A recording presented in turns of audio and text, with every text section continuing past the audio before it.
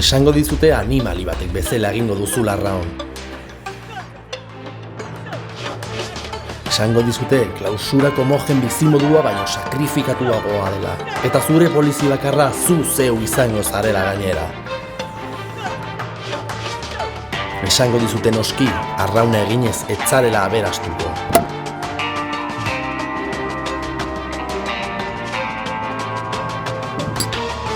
Guztiak lehorretik egindako hausnarketak. Lantzadan sentitzen dena probatu ez dutelako esaten dute hori dena. Olatuaren kalparrea. Zatoz arrauna sentitzera.